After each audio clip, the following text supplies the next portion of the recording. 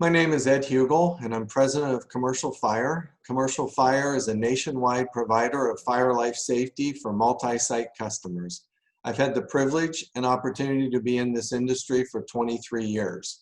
Recently, we were contacted by Connex, which is a trade association for multi-site facility customers. We were asked if we would be part of that platform on the week that was focusing on security and fire life safety.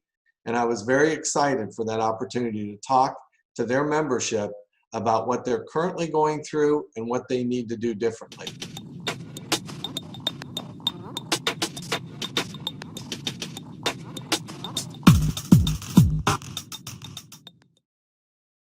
Hi, Bill Yanek here, your Connex CEO with today's episode of the Daily Grind. And we have, this is Security Week on the Daily Grind. So for those new viewers out there, we've done this now for 4 or 5 or 6 weeks, whatever the time is. It all flows together, but each week we've tried to do a theme, whether it's dark stores, and this week it is security.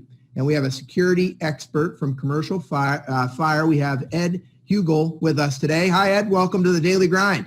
Hi, Bill. Glad to be here. Cool. And Ed's joining us from Jacksonville, Florida. And so to kick this off, Ed, for those who don't know you on the Daily Grind, tell us a little bit about yourself and about Commercial Fire. Sure, great. Ed Hugill and been in the fire life safety industry for 23 years. Spent 10 years of that running one of the largest service providers in fire life safety out of the Midwest.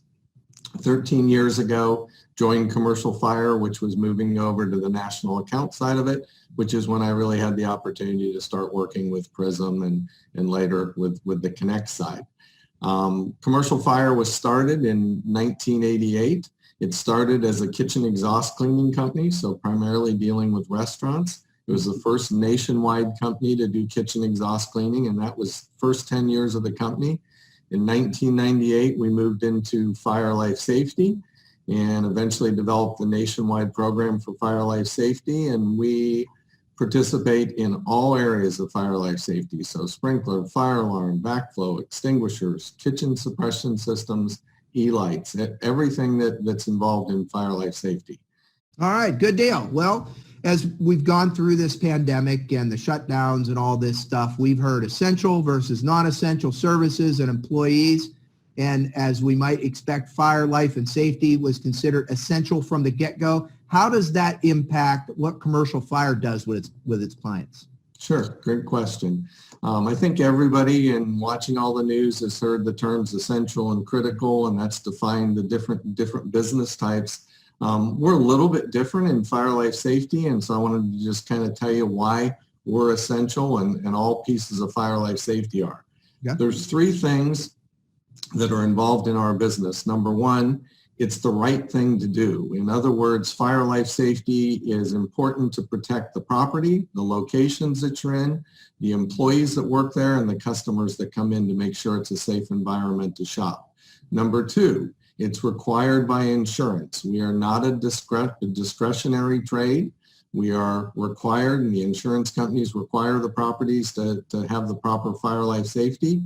And number 3, and this is the really important piece, and that's that we are compliance driven. It's mandatory requirements for the facility maintenance people to understand fire life safety and to make sure that their properties are maintained in a safe environment.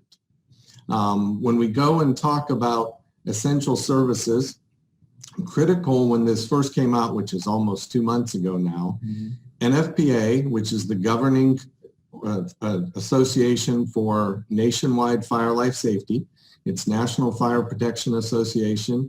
They issued a guidance statement that came out right at the beginning that talked about officials needed to ensure that fire life safety was commercial for multi-site buildings was maintained throughout the entire pandemic.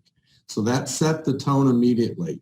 The second piece was what companies are actually considered critical and essential to provide fire life safety. And Homeland Security came out and provided that information and included all of the service providers in fire life safety as part of that critical trade. So a lot of our industry is made up of small, privately owned companies that do fire life safety across the company. They were looking for direction, information, guidance, how to get government loans, all the things so that we could make sure they would stay out there to get the work needed for all of our multi-site facilities. And we did something real similar to what Connex has done. Our parent company, BHC, started a daily platform to educate and inform all of those service providers to help them understand how to get PPP loans and to keep their businesses running so that we could keep all of the sites safe. I wanted to take this opportunity too, just to say to you, Bill, and Connex, what you've done in creating this platform to inform all the association members, whether it's the multi-site actual customers or the vendors, has been fabulous. Awesome. Thanks, Ed, and great stuff, great insight there. And fire, life, and safety, and certainly fire, as you probably deal with, it's out of sight, out of mind, and people don't realize how important that is. It's great to hear that at the get-go of this, that the national groups, whether it's NFPA or the government, weighed in real quick and said, yeah, there are certain things you might not do during the pandemic shutdown, but fire safety is not going to be one of them you can set aside. So let's think a little more positively. We are on the brink of reopening here in Dallas. We're starting this staged reopening, and I know Florida is doing a similar thing over the next several weeks. What would you recommend, or what's Commercial Fire doing with its clients now as we start to reopen? Sure. So luckily, the last couple months, we have been very involved and we're in different verticals other than just retail. And as you know, Connex has become more of a multi-site association. We deal with convenience stores, grocery stores, healthcare, banking, and there's been a number of the retailers, as you're probably aware, that have been deemed essential and have stayed open. So we have continued during that time period to do all of the required inspections and the repairs of any of the systems that were deficient. So now we're moving into that next phase, which is the retailers starting to reopen in the states that are giving them the authority and the ability to do that. So we are strongly encouraging those retailers, and we're working with the partners to make sure that they get their inspections scheduled and they get back on track. The issue is going to be that we now have 2 months worth of inspections and work that's been put on hold by a number of the large multi-site companies. There was already a shortage of technicians and labor in our industry. There was a backlog of work prior to the COVID-19 pandemic. So it's going to be a lot of pressure to get the work done quickly as we reopen the states. So we're encouraging all of the multi-site facility teams, get a hold of your fire life safety company, start to get your inspections reopened and scheduled, because there's going to be a lot of work that's backed up and we want to be able to get to that work to keep everybody safe. Great advice, and hopefully, yeah, it gets out to our multi-site FMs out there. And we've been talking on some conference calls with them just about that. They need to be thinking even further ahead now because of you mentioned that backlog, and this staged reopening probably won't be so staged in somewhere. It might be more of a stampede, but fascinating stuff. So we are on the brink of maybe something positive, and you're in beautiful Florida, Ed, so I can probably guess what maybe you're most looking forward to. But once we end this total work from home shutdown, what are you most looking forward to now we get back to the new normal? Well, I think for all of us, Bill, it certainly has been a 2-month period where we've all been able to learn a lot.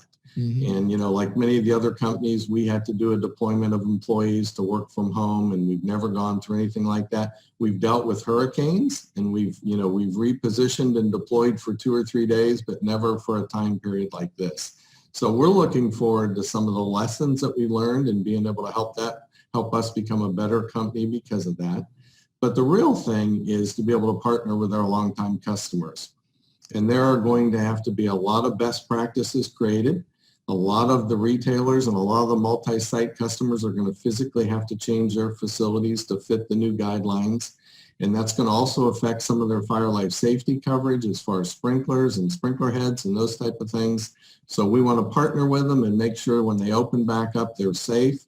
And, you know, I think the bottom line is, as a team, we will all get through this together.